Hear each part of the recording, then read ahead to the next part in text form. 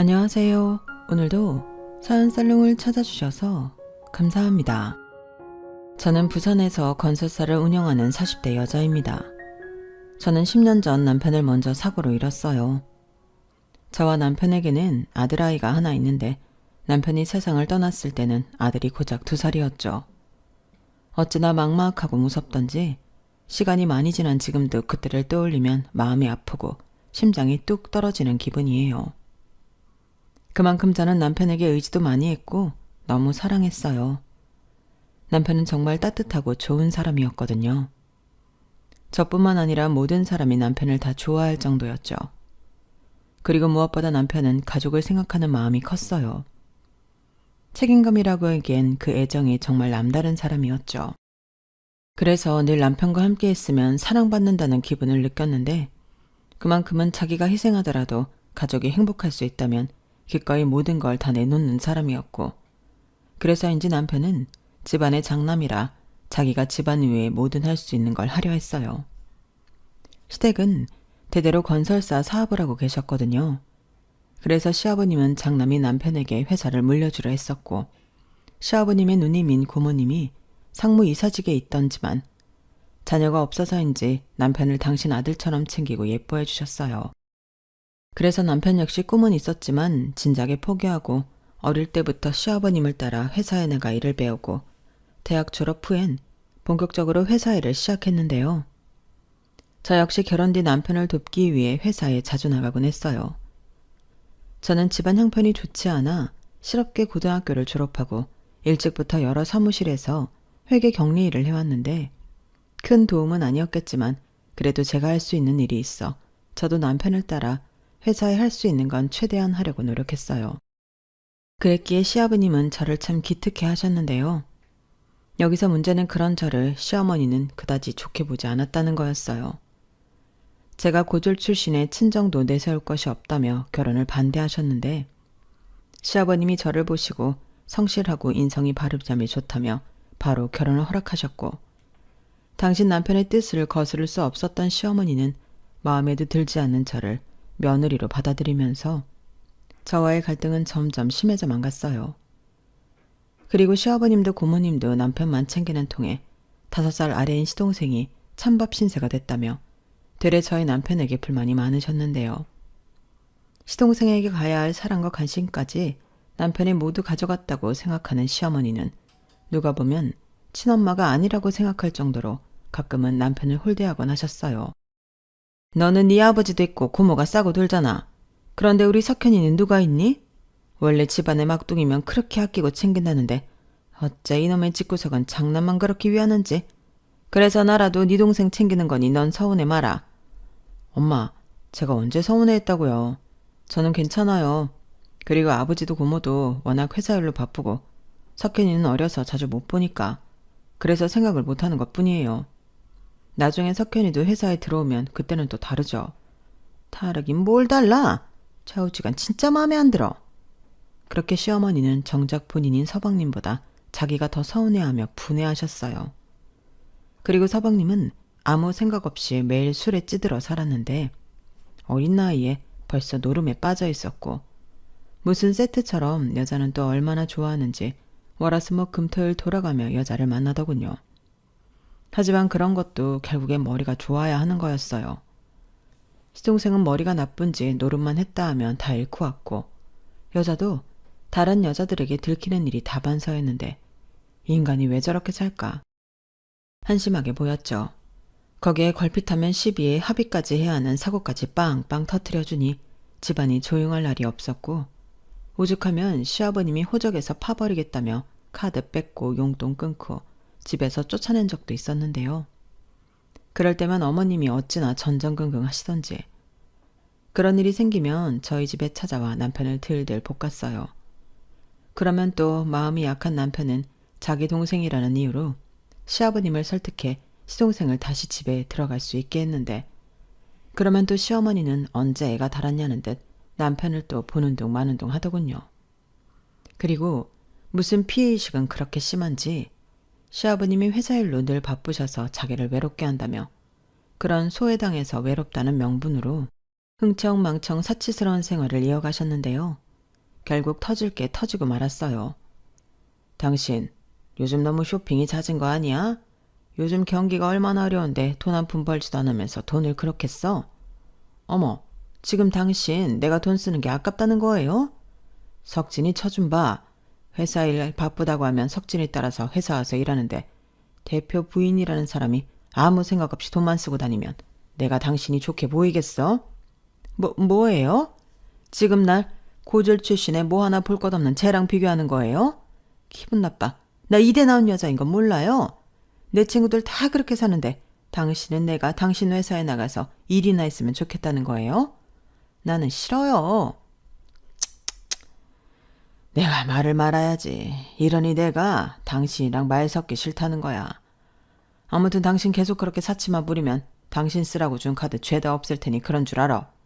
생활비 하라고 카드 줬더니 이건 뭐 아주 개인 용돈처럼 쓰고 있어. 정말 쪼잔하다 쪼잔해. 무슨 회사 대표 소갈딱지가 그래요? 나 참 자존심 상해서. 알겠어요. 그럼 나도 당신 동생처럼 이사직 하나 자리 줘요. 내가 출근해서 월급 받았으면 되잖아요. 월급은 뭐 아무나 주는 줄 알아? 이사? 당신이 뭘 할 줄 안다고 이사직을 달래. 나와서 허드렛 일이나 해. 시어머니는 그렇게 시아버님과 싸우면 온몸을 부들부들 떨 정도로 분해하셨고 그 여파는 여지없이 저에게 향해 왔는데 솔직히 저도 억울한 걸로 따지면 둘째라면 서러울 지경이었어요. 그렇기에 저도 제가 싫다는 시어머니와는 부딪히려 시댁에는 잘 가지 않았는데 시어머니는 그걸 제가 시아버님을 믿고 자기를 무시한다고 생각하는 눈치였어요. 그리고 아버지보다는 엄마를 쏙 빼닮은 시동생은 자기 집에 돈 좀 있다는 것만 믿고 그 후진 버릇을 고치지 못했는데 그러니 고모님은 같은 조카여도 시동생은 그다지 예뻐하지 않았죠. 그러던 중 정말 생각지도 못한 비보가 날아왔어요. 그날은 시아버님이 일주일 일정을 마치고 돌아오시는 날이었는데 운전기사의 졸음운전으로 고속도로에서 교통사고가 크게 났고 시아버님은 허무하게 세상을 떠나시고 마셨어요. 정말 예상할 수 없었던 일이기에 집안과 회사는 날벼락이 떨어진 듯 난리가 났고 고모님은 한동안 대표 대리직을 맡아 회사 경영에 참여하셨는데 이윽고 고모님은 남편에게 대표직을 물려주셨어요. 어차피 너한테 물려주려 했던 회사잖아. 이럴 때일수록 네가 흔들리지 않고 잘해야 해. 네 아버지가 어떻게 지킨 회사인 줄은 알지? 고모는 너 믿는다? 그래도 전 아직 준비가 안 됐는데요. 고모가 우선 회사 좀 맡아주시고 제가 준비가 되면 그때 주시는 게. 고모가 볼 때 너 괜찮아. 실무며 현장 일이며 너 경험도 많잖아. 거기에 거래처들 다 네가 후계인 거 알아서 네가 대표직 맡아서 일 처리하는 거 큰 어려움 없을 거다. 그래, 엄마 생각도 그래. 원래 네 아버지가 너한테 물려줄 회사였잖아. 엄마도 도울 수 있는 건 도울게. 이 회사가 어떤 회사니? 네 아버지가 청춘 바친 회사인데. 고모 말 듣자. 응, 석진아? 남편은 시어머니까지 나서서 말씀하시자 마음의 준비는 덜 됐지만 자기밖에 없다는 생각에 대표직을 수락했어요. 그러자 시어머니도 아들 혼자 회사를 맡는 게 불안하다며 평소 좋아하지도 않는 저까지 끌고 당신을 회사 운영에 참여시켜달라고 했는데 남편과 고모님이 이를 찬성해 저와 시어머니는 함께 정식으로 회사의 일원이 되었죠. 하지만 저는 남편과 함께 일한다는 기쁨보다는 걱정이 많았는데요. 그건 남편이 대표직을 맡은 날부터 아버지를 잃은 슬픔과 집안의 가장이 되었다는 책임감 때문인지 쉬자고 해도 쉬지 않고 연일 무리만 했기 때문이었어요. 거기에 고모님까지 실질적인 회사 일에 손을 떼면서 남편은 일에만 매달리고 살았는데 시아버님 대신이라는 그 자리가 그만큼 남편을 쉴 수 없게 만드는 것 같더군요. 그래서 저는 그런 남편을 옆에서 챙기며 제가 하나라도 더 하려고 노력했는데 그런 와중에 시어머니는 고모님의 직책에 앉아 남편의 등에 빨대를 꽂고 방탕한 생활을 이어가셨어요. 그렇게 3년 넘은 시간이 흘렀고 남편은 10kg 넘게 살이 빠지고 탈모까지 오는 등 점점 힘들어지는데 시동생은 어떤 여자와 속도 위반을 했다며 결혼을 하게 되었고 시어머니는 저 말고 며느리를 한 명 더 보게 되었는데요. 원래 저렇게 인자하고 좋으신 분이셨던 건지 작은 며느리에겐 무한정 애정을 쏟으셨어요. 아, 우리 소진이는 어쩜 뭘 걸쳐도 이렇게 훌륭하냐. 이러니 내가 너한테 뭘 안 사줄 수가 없다. 이것도 입어봐. 어머니, 저 지금 임신해서 배 때문에 이것들 다 사봤자 애기 낳으면 못 입어요. 그러지 말고 옷 말고 백 사주시면 안 돼요? 백은 애기 낳고도 들고 다닐 수 있는데. 안 되긴 왜 안 되겠니? 알았다. 그리고 너 입고 있는 것까지는 사라. 임신하면 뭐 벗고 다녀? 임신했어도 여자는 꾸며야 하는 거야. 누구랑 다르게 태가 다르니 사줄 맛이 난다 얘. 이봐요 아가씨, 이것들 계산해줘요. 우린 백 사러 위에 명품관 가자. 감사해요 어머니. 그나저나 저만 이렇게 받아서 형님이 서운하실 것 같아요. 형님 것도 하나 사주세요. 아니야 동서. 난 오히려 그런 건 불편해서 싫더라고. 그래, 원래 물건도 다 주인이 있는 법이다. 얘한테 이런 비싼 것들이 당치에 어울리긴 한다니? 너, 네 남편 거 샀으면 이만 돌아가라. 난 우리 둘째 며느리랑 쇼핑마저 하고 내친김에 저녁도 먹고 퇴근할 거니까. 회사에는 외근 나갔다가 밖에서 퇴근하는 걸로 처리 좀 해줘. 어머니, 이번 주 내내 계속 그러셨는데 앞으로는 어려울 것 같아요. 벌써 회사에 말도 들기 시작했고요. 뭐라니? 지들끼리 내 험담하면 뭐 달라져? 왜 이래? 내 아들이 회사 대표야. 내 아들이 회사를 잘 운영하는데 그럼 됐지. 좌우간 저렇게 눈치가 없다. 알아서 잘 둘러대면 될걸. 꼭 저렇게 가방끈 짧은 티를 내요. 둘째야, 너 애 낳으면 회사 나와서 일해라. 네가 하면 쟤보다 100배 더 잘하지. 그럴까요 어머니? 저도 집에서 애 키울 바에는 나가서 일하고 싶어요. 그래, 너라면 내가 바로 상무자리 만들어 놓으라고 할게. 정말요? 그럼 네 남편도 이사직에 있는데 부인이 평사원이면 말이 되니? 저는 그런 시어머니의 말에 속이 터져 나갈 것 같았어요. 사실 시아버님 돌아가시고 회사에 들어온 시어머니는 당시도 놀기 바쁜 당시 막내 아들을 회사 상무자리에 떡하고 앉혔는데 남편이 아무리 반대해도 막무가내셨어요. 그리고 그렇게 낙하산으로 회사에 들어온 서방님은 일주일에 한 번 출근할까 말까여서 말이 돌고 있었는데 그러면서 월급은 다 받아가려 하니 저도 그 꼴이 좋아 보이진 않았죠. 그런데 거기에 동서까지 똑같은 짓을 하려 한다고 생각하니 저는 표정이 일그러졌고 시어머니와 동서는 제 반응이 어떻든 상관하지 않았는데요. 그해 아들을 출산한 동서는 정말로 회사에 낙하산으로 들어와서는 패션쇼 하듯 출근만 하고 밖에 나가 놀기 바빴어요. 그리고 그즈음 저도 기다리던 임신을 했고 남편은 저라도 회사에 그만 나오고 집에서 태교를 하길 원했지만 마음이 불안해서 회사를 쉴 수 없었죠. 하지만 난산으로 아이를 출산하고 아이가 태어나자 아팠던 터라 저는 자연스럽게 회사보다는 아이를 돌보게 되었어요. 그리고 늘 퇴근하고 지쳐 쓰러지기 일보 직전인 남편을 볼 때면 늘 마음이 무거웠는데요. 여보, 요즘 너무 무리하는 거 아니야? 그러다 자기 쓰러질까 봐 너무 무서워. 일도 쉬엄쉬엄 해야지. 요즘은 옆에 나도 없어서 챙겨주는 사람도 없잖아. 괜찮아. 내가 아직 서툴러서 그래. 이제 자리 나도 회사 일이 능숙해지고 있으니까 금방 나아질 거야. 그나저나 미안해. 자기 혼자만 고생시키고. 아픈 애 돌본다는 게 얼마나 어려운 일인데. 내가 자기 볼 면목이 없다. 무슨 말이야. 자기가 뭐 서방님처럼 노느냐고. 그래, 난 다 이해하니까 그런 생각은 하지도 마. 그리고 우리 아들 꼭 내가 건강하게 만들 거니까 그것도 신경 쓰지 말고 자기는 자기 몸이나 생각해. 내가 바라는 건 그것뿐이야. 회사 사장이면 뭐해. 맨날 이렇게 힘든데. 알겠어. 이번에 현장 시공 끝나면 우리 그때 세 식구 여행이라도 다녀오자. 정말? 나 너무 기대된다. 꼭이다. 꼭. 남편은 그날 오랜만에 해맑게 웃으며 저에게 약속까지 했어요. 그리고 저도 우리 가족여행만 기다리며 고된 병원 생활을 견뎠는데요. 그러던 어느 날 날벼락 같은 소식이 전해졌어요. 회사에서 남편이 쓰러져 있었다고 했는데 이미 누군가 발견했을 때 남편은 의식이 없었고 그대로 세상을 떠났다고 했는데 사인이 말로만 듣던 과로사였어요. 듣기만 했지 정말로 과로로 사람이 죽을 수 있다고 생각하지 못한 저는 그 말이 다 거짓말처럼 느껴지더라고요. 하늘이 무너진다는 그 말이 그때 무슨 말인지 알게 된 날이었어요. 그리고 그날은 내내 여행 갈 생각에 들떠있다 지옥 끝까지 떨어진 듯한 그런 날이었죠.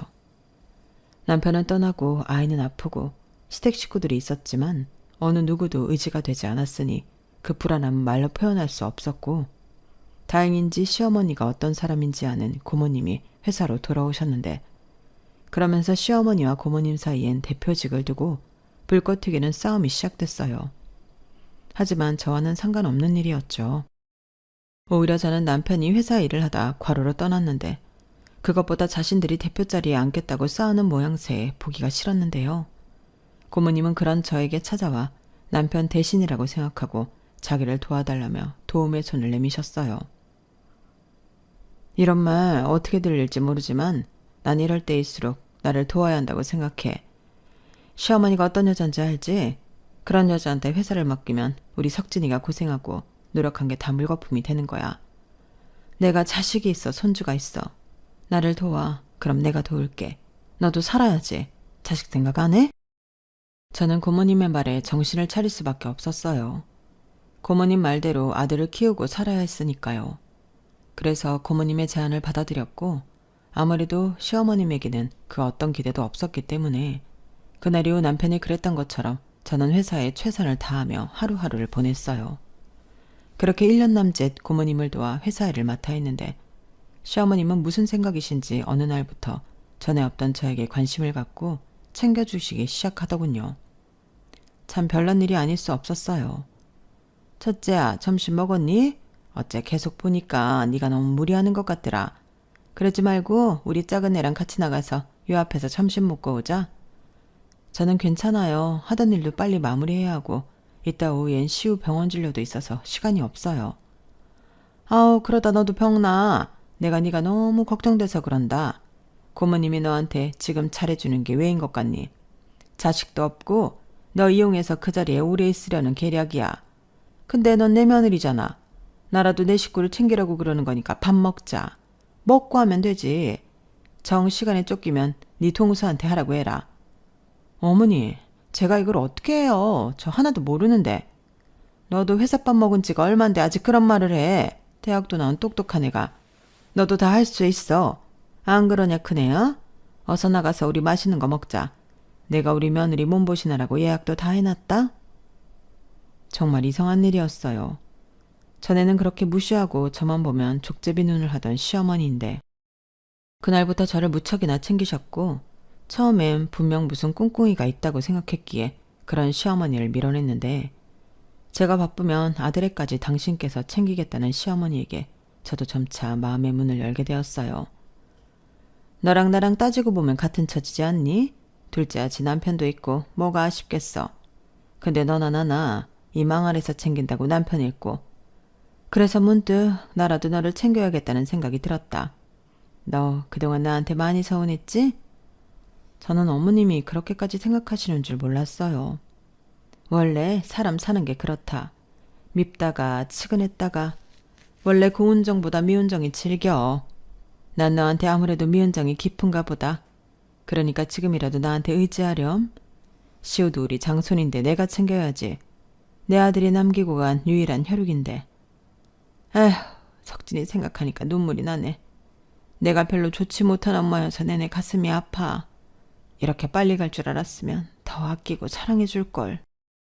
저는 그런 시어머니의 말에 눈물이 났어요. 이런 말이 좀 이상할지 모르지만 늦게 어른이 되신 것 같은 기분이었죠. 그래서 그날 이후 저도 시어머니를 많이 챙기고 따랐어요. 고모님이 많이 챙겨주시긴 했지만 아무래도 고모님에게 심적으로 의지할 수는 없었는데 시어머니는 어쩐지 남편의 어머니이고 제 아이의 할머니라는 생각에 마음이 금방 기울더라고요. 그리고 고모님은 무리한 사업 확장을 감행했다 회사에 큰 손실을 입혔고 그 책임을 져야 했기에 회사 주주로서만 남고 고모님의 동의하에 대표직은 시어머니에게 넘기게 되었어요. 아무래도 시동생이 있으니 가업인 만큼 시동생에게 회사를 물려줘야 한다고 생각하신 눈치셨죠. 당연히 저는 서운한 마음이 들었어요. 그렇게 시동생을 그릇이 못된다며 못마땅하게 여기시더니 막상 대표 자리는 핏줄인 시동생에게 주자고 하셨다니 저도 배신감이 들었어요. 하지만 저 역시 배신이라면 배신인 게 고모님은 말씀으로는 이해하신다고 했지만 자신이 아닌 시어머님을 따랐던 제가 예뻐 보이진 않으셨겠죠. 그리고 그렇게 대표직에 앉으신 시어머님은 저에게 기대도 하지 않던 제안을 하셨는데요. 그 말을 듣고 어찌나 놀랐던지 지금 생각해도 피가 거꾸로 솟는 것만 같네요. 내가 요 근래 생각이 참 많다. 대표라는 자리가 정말 쉬운 게 아닌 것 같아. 그래서 요즘은 네 시아버지랑 네 남편 생각이 너무 많이 나. 너랑 나만 있으니 하는 말이지만 석현이 걔가 대표를 맡을 깜냥이 안 되잖아. 아무리 가업이라고 해도 시우도 있고 난 내 다음 대표는 네가 맡았으면 한다. 한 10년 고생 좀 해. 그럼 내가 너한테 대표직 무슨 일이 있어도 넘겨주마. 어머니 그래도 서방님이 있는데 그리고 동서가 가만히 있겠어요? 저는 자리엔 욕심 없어요. 그냥 지금처럼 시우 키울 수 있게 회사에 다닐 수 있으면 감사하죠. 얘가 이렇게 겸손하다니까. 네가 그러니까 남한테 고졸이라고 무시당하는 거야. 나야 이제 네 능력을 알지만 남들이 뭐라고 생각하겠어? 막말로 내 아들이고 며느리지만 걔들이 회사에 나와서 뭐 일다운 일이라도 하기는 하냐? 일은 전부 네가 맡아서 하고 난 그냥 결제 서류에 사인만 하는데. 우리 회사 너 없으면 망한다. 그러니 그러지 말고 시애미 말 들어. 너 좋으라고 하는 거 아니고 우리 시우 미래를 생각해서 하는 말이야. 저는 그날 가슴이 뛰었어요. 시어머님이 저를 그렇게까지 생각할 줄은 정말 몰랐기에 시어머니의 말에 감동까지 받으며 그날 이후 제 회사라는 마음으로 거의 30대를 회사에 갈아 넣었어요. 일이라는 게 찾아서 하기 시작하면 정말 한도 끝도 없거든요. 그리고 여전히 해가 지날수록 하는 일에 비해 서방님과 동서의 연봉도 올랐는데 시어머님은 걔들 그거라도 있으니까 어디 가서 사고 쳐도 수습하고 사는 거야. 네가 그 정도는 좀 봐줘라. 안 그러면 걔들이 돈 때문에 우리 회사 기술이라도 팔면 어째? 라며 그 정도는 알아도 넘기자고 했고 저는 정말 내키진 않았지만 서방님도 동서도 그런 잔머리는 기가 막히게 울리는 인물이라 시어머니의 말에 따르기로 했어요. 그 사이 회사는 많이 성장했고 고모님도 당신이 손해본 것을 시어머니는 배표 자리에 있으면서 모든 것을 수습하자 그제야 시어머니와의 관계도 풀고 나름 3인 체제로 굴러가는 회사가 되었어요. 그 사이 제 아들은 일상생활이 가능할 정도로 건강을 많이 회복했고 나름 남편의 빈자리는 컸지만 열심히 살았다고 자부했는데 그러던 중 제대로 뒤통수 맞는 날이 다가왔어요.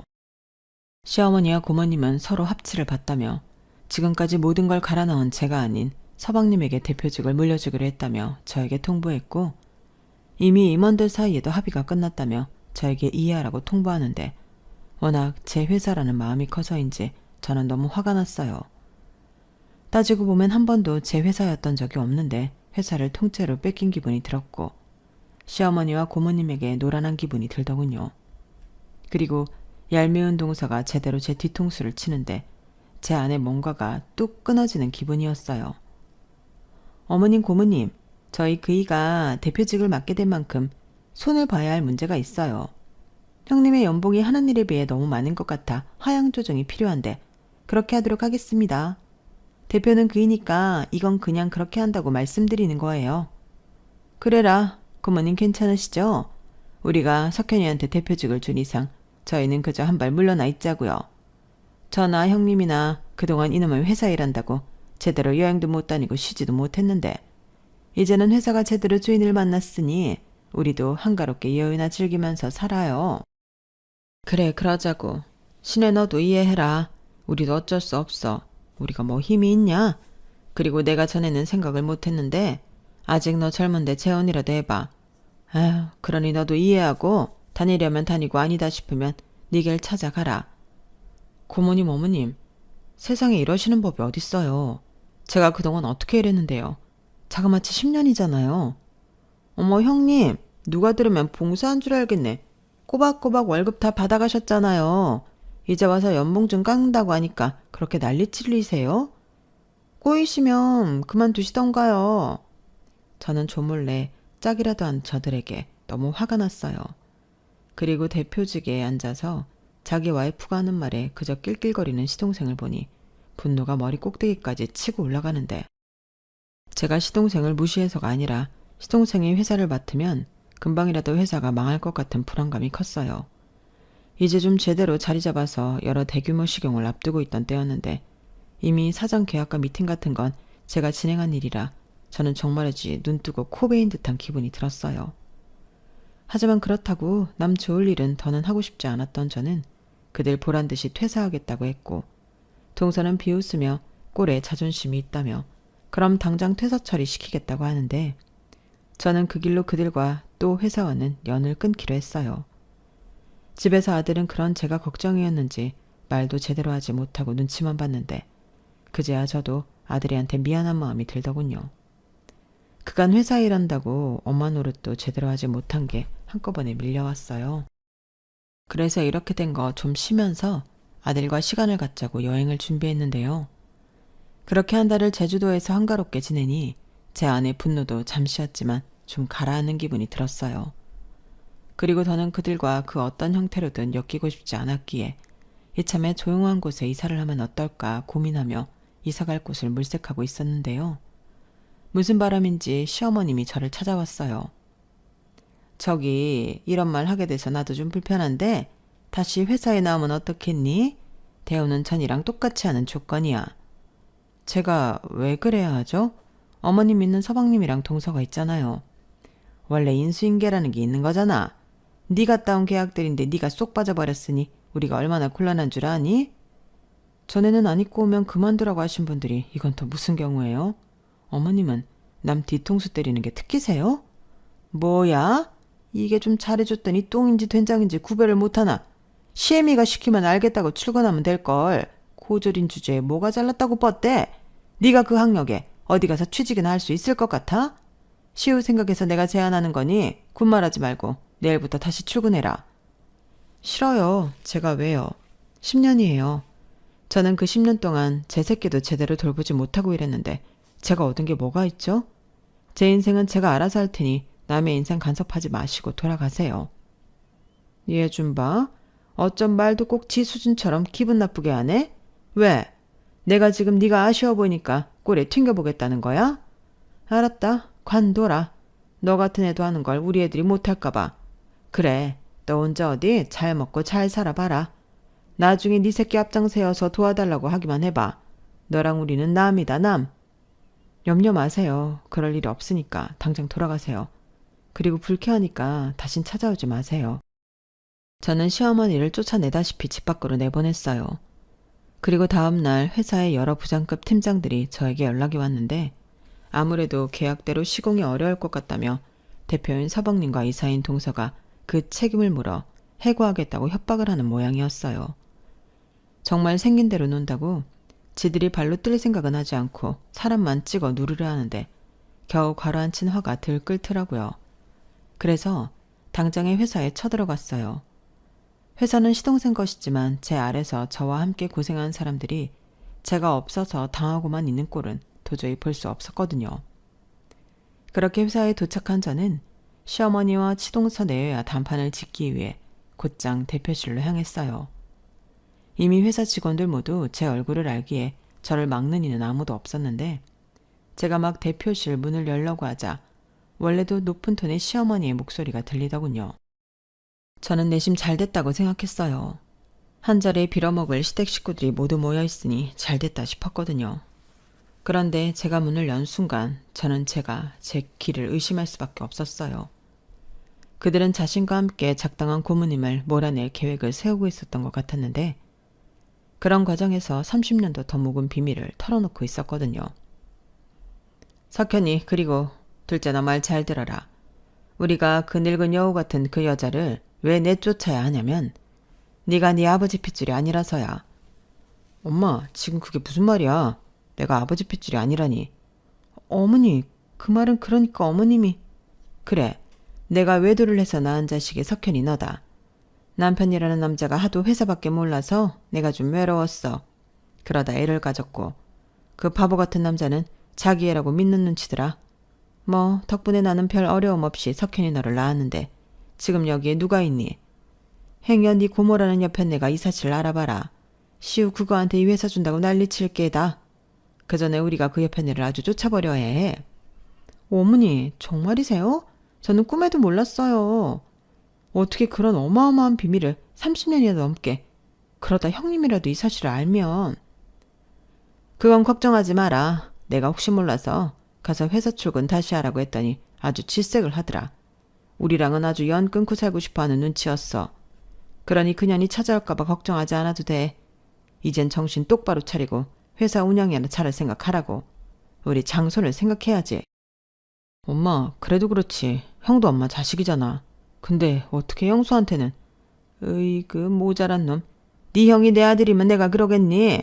네 형은 네 아버지란 인간이 첫사랑이니 뭐니 하는 여자한테서 낳은 자식이야. 네 고모랑은 그걸 다 알면서 나나 너를 무시한 거라고. 그래서 나도 똑같이 대갚아준 것뿐이니까 형이니 형수니 그런 말 다신 꺼내지 마. 와, 우리 어머니 진짜 존경스럽다. 정말 대단하세요. 여보, 우리 이렇게 된 거 이 회사 다른 사람들이 넘보지 못하게 잘 끌어가자. 나도 그러고 싶어. 근데 내가 뭐 아는 게 있어? 그리고 여기 사람들 죄다 형수 따르는 사람들이라 통제도 안 되는 거 엄마도 자기도 잘 알잖아. 그럼 이참에 싹 다 잘라. 그리고 경력 있는 사람들만 다시 뽑아서 새로 운영하자. 엄마도 이 회사에서 10년 넘게 일했어. 웬만한 건 이 엄마가 다 하니까 엄마 믿고 너는 무조건 그 자리나 잘 지켜. 네 고모라는 인간이 또 어떻게 뒤통수를 칠지 모른다니까. 맞아요. 저는 지난번에 고모님이 형님 등에 칼 꽂는 거 보고 엄청 놀랐잖아요. 무서운 사람이라고 생각했어요. 저도 어머니 의견에 동의해요. 저도 뭐든 할 테니까 어머님은 아무 걱정 마세요. 역시 내 머리가 뚝 부러지지. 그나마 네가 있어 내가 마음이 놓이는 거야. 네 남편 보자 잘해라. 이제야 마음이 좀 가벼워지는 것 같다. 장애물도 모두 치워버리고 나도 좀 아들 덕 보고 편하게 살고 싶다. 어머니 걱정하지 마세요. 자기야 잘할 수 있지?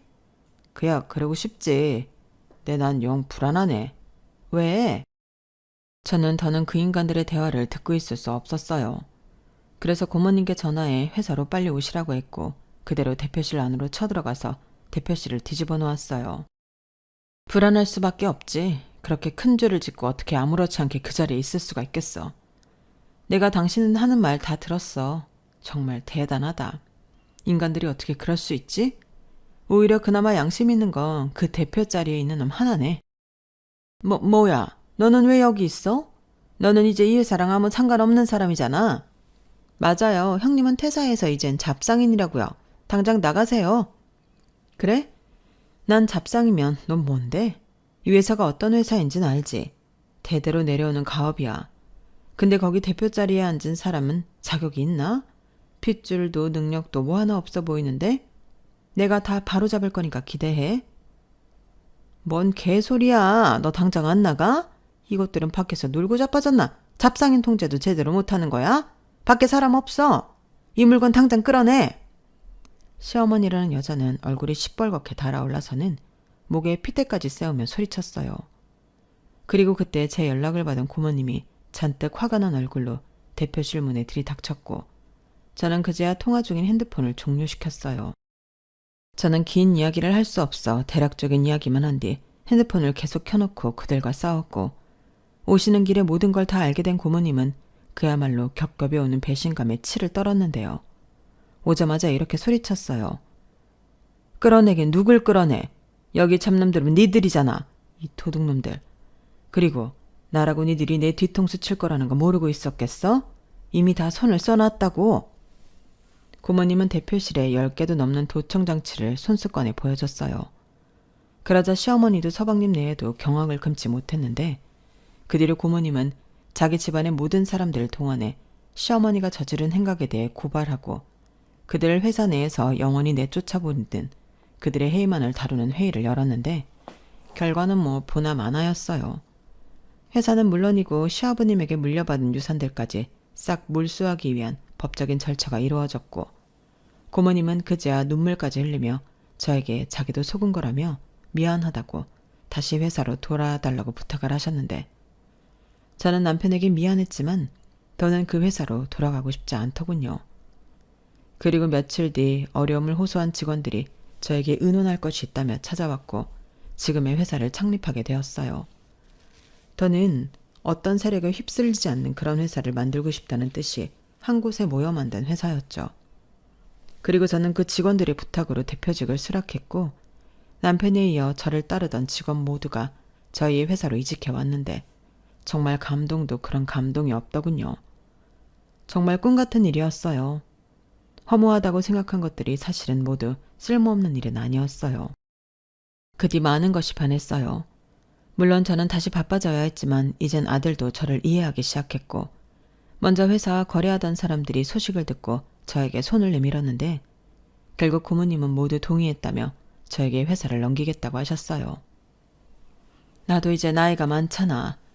그리고 자네 생각하면 너무 미안하고 시우한테 고모 할머니가 마지막으로 주는 선물이라고 생각하고 우리 회사 합병해줘. 이대로 망해서 없어지면 내가 우리 아버지랑 동생 얼굴을 어떻게 봐. 나를 용서해달라고 하지 않을게.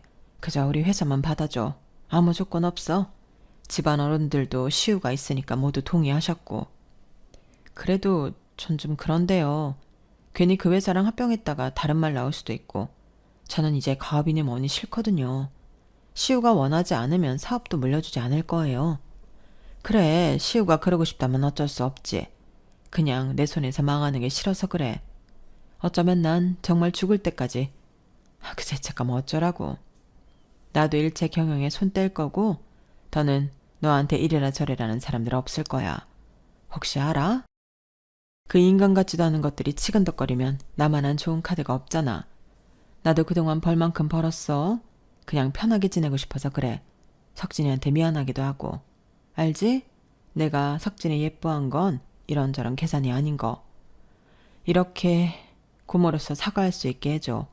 막말로 내가 그 자리 뺏어다 그 망할 것 준 건데 이대로면 나도 제명이 못 살아. 저는 결국 구구절절 애원하는 고모님의 부탁을 들어줄 수밖에 없었어요. 그리고 합병으로 더욱 커진 회사를 맡게 된 저는 몸이 10개라도 부족할 정도로 바빴는데 그럴 때마다 정신없이 바빴던 남편의 모습이 떠올랐어요. 그래서 저는 아무리 바빠도 먹는 것과 쉬는 걸 아끼지 않았고 그런 가운데 아들과 시간을 보내려 짬짬이 시간을 냈어요. 저는 아들과 오래오래 살고 싶거든요. 그렇게 조금 고생을 하니 어느덧 회사의 체제는 자리가 잡히기 시작했어요. 아무래도 경력과 노하우가 많은 임원직들이 저와 함께해준 덕분이었죠. 그리하여 회사는 감사하게도 아직까지 건재하고 그렇게 정신없이 일을 하며 지내왔는데요. 정말 어이없게 1년 전 다시 보고 싶지 않은 뻔뻔한 시어머니와 동서라는 인간이 구걸이라도 하듯 저를 찾아왔어요. 얘 아가, 내가 염치 없는 건 아는데 그래도 우리가 한 가족으로 살아온 시간이 있지 않니? 비록 내가 키우진 않았지만 석진이는 내 아들로 호적에 올렸고 또 내 손으로 키웠어. 그러니 그 청을 생각해서 우리 아들 좀 도와줘라. 형님 잘못했어요. 제가 형님이 시키시면 뭐든 할게요. 그러니까 저희 좀 도와주세요. 저희 지금 그 인간 때문에 큰일 나게 생겼어요. 도대체 여기가 어디라고 와서 이래요? 무슨 일인지 모르겠지만 알고 싶지도 않고요. 당장 나가세요. 우리 그렇게 쫓겨나고 그놈이 그래도 살아보겠다고 사업을 시작했다. 그러다가 빚만 지고 쫄딱 망했고 지금은 수백까지 떨어져서 빚쟁이한테 쫓기고 있어. 너 잘 나가잖아. 그 정도 돈 쓰는 거 아무것도 아니잖아. 네가 아무리 부정해도 우린 법적으로 가족이다. 우리 좀 도와다오. 가족이요? 가족 같은 소리 하네. 당신들이 나한테 한 짓을 생각해요. 그게 가족한테 할 짓인가요? 고모님 부르기 전에 당장 꺼져요. 그러게 능력도 안 되면서 무슨 욕심을 그렇게 내요. 자기 분수를 알아야죠. 많이 배우면 뭐해요? 인간이 못 됐는데. 저는 사이좋게 제 다리를 붙잡고 사정하는 그들을 직원들을 불러 밖으로 내쳤어요. 그러자 악이 받쳤는지 제 회사 앞에서 온갖 욕설을 퍼붓고 떠났는데 그 뒤 사람을 시켜 어떻게 됐는지 알아보니 동서는 자기한테 피해가 올까봐 조카 아이만 데리고 이혼해 잠적해버렸다고 하더군요.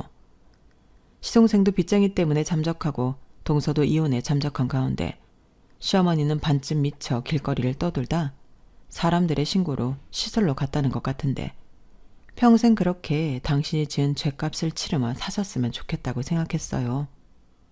분명 이런 저를 보고 독하다고 생각하시는 분들도 계시겠지만 저는 저보다도 그런 여자를 어머니라고 믿고 떠난 남편을 떠올리면 도저히 그 여자가 용서가 되지 않아요. 저는 알고 있었거든요. 장남으로 책임을 다하는 그 순간에도 서방님처럼 어머니의 관심과 애정을 받고 싶어하던 남편의 마음을요. 그래서 저는 더 그 여자가 불행했으면 좋겠습니다. 그리고 지금의 환경에 저는 정말 감사할 따름이에요. 지금 생각해보면 남편이 회사를 잘 꾸려왔기 때문에 훌륭한 직원들이 저를 지탱해 준 것이고 그렇기 때문에 지금의 회사와 제가 있는 게 아닌가 싶거든요.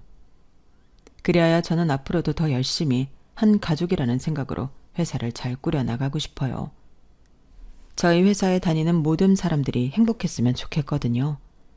그리고 저 역시도 아들과 행복하게 살고 싶은 바람인데요. 이 기회를 빌려 기꺼이 저를 따라 어려운 결정을 해주신 분들에게 감사의 인사를 전하고 싶습니다. 부디 저의 노력이 꼭 많은 분들의 행복으로 이어지길 바라며 제 이야기를 여기서 마치도록 할게요. 지금까지 제 사연 들어주셔서 대단히 고맙습니다. 다가오는 봄처럼 여러분의 인생에도 따뜻한 봄이 찾아오길 진심으로 바라며 이 글을 마치도록 하겠습니다. 감사합니다. 여러분, 사연 댓글에 응원과 현명한 조언 부탁드려요. 좋아요와 구독은 저에게 큰 힘이 됩니다. 오늘도 좋은 일 가득하세요.